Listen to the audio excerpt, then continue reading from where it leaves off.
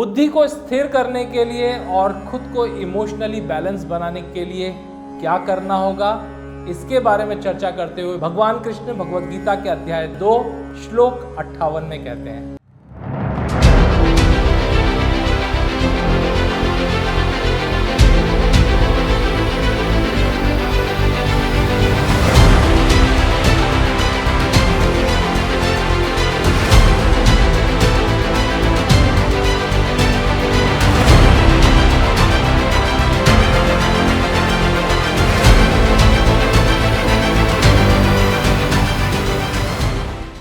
बुद्धि को स्थिर करने के लिए और खुद को इमोशनली बैलेंस बनाने के लिए क्या करना होगा, इसके बारे में चर्चा करते हुए भगवान कृष्ण भगवद गीता के अध्याय 2 श्लोक 58 में कहते हैं।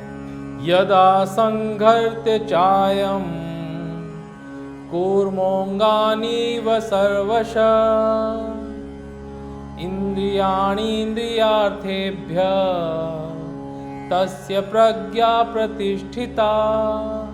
जिस प्रकार कछुआ अपने अंगों को समेट लेता है, उसी प्रकार जब योगी अपने इंद्रियों का विषयों से पूर्ण प्रत्याहार कर सकता है, तब वह स्थित प्रज्ञ कहा जाता है। जिस प्रकार कछुआ चलता है तो उसके 6 अंग दिखाई देते हैं, 4 पैर, मुख और पूंछ। लेकिन जैसे ही रक्षा की बात आती है, खुद को सुरक्षित करने के लिए वो ये सारे अंगों को अंदर समेट लेता है और ऊपर से सिर्फ उसकी पीठ दिखाई देती है, जो उसकी सुरक्षा कवच होती है।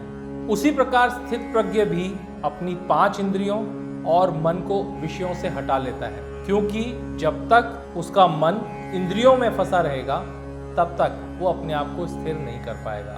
अब सृष्टि ने मन को बनाया ही इसी प्रकार से है कि उसका काम है सभी 5 इंद्रियों का नियंत्रण करना लगाम के समान, और उसका काम है सभी इंद्रियों से हमेशा संवेदनाएं लेते रहना। आप इसे ऐसे समझ सकते हैं कि जब हम आंखें खोलते हैं और इधर उधर देखते हैं, तो एक ही समय पर कितनी ही परछाइयां, कितनी ही पिक्चर्स हमें दिखाई देती हैं। साथ में ही आवाजें भी सुनाई दे रही होती हैं, खुशबू भी जा रही होती है, स्वाद भी जा रहा होता है, और ये सब कुछ एक साथ हो रहा होता है।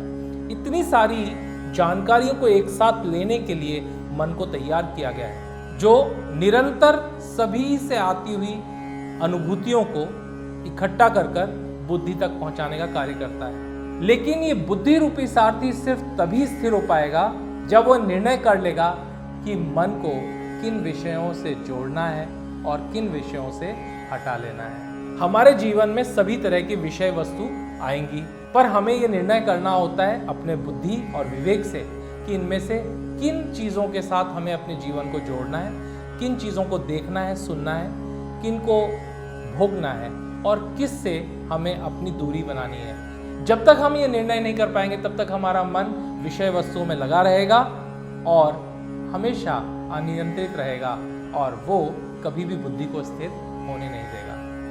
इसीलिए अगर बुद्धि को स्थिर करना है, तो जिस प्रकार से कछुआ अपने सभी अंगों को समेट लेता है, ठीक उसी प्रकार से स्थिर बुद्धि व्यक्ति को भी अपने सभी विषयों से मन को हटा लेना होगा, समेट लेना होगा। लेकिन मुश्किल बात यह है कि जो अनुभव है, एक्सपीरियंसेस हैं, और जो उसमें आने वाला रस है, वो फिर भी खत्म नहीं होता। बिल्कुल वैसे ही जैसे किसी व्यक्ति को रसगुल्ला बहुत पसंद हो और उसको रसगुल्ला पेट भर के खाने का मौका दिया जाए, तो थोड़े समय बाद वो बोलेगा नहीं नहीं, मुझे और रसगुल्ला नहीं खाना।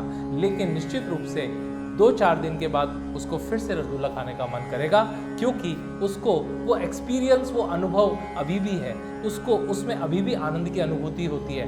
ठीक इसी प्रकार से जब तक उस विषय में से रस यानी उस इमोशन, उस एक्सपीरियंस को पूरी तरीके से खत्म नहीं किया जाएगा, तब तक उस विषय से आपका मन कभी नहीं हट सकता। ये कैसे हो पाएगा, इसके बारे में अगले श्लोक में बताया गया है। अगर आपको ये बात रुचिकर लगी हो तो चैनल को सब्सक्राइब करना ना भूलें, बेल आइकॉन को प्रेस करें और जुड़े रहें इस ज्ञान और भक्ति की गंगा से।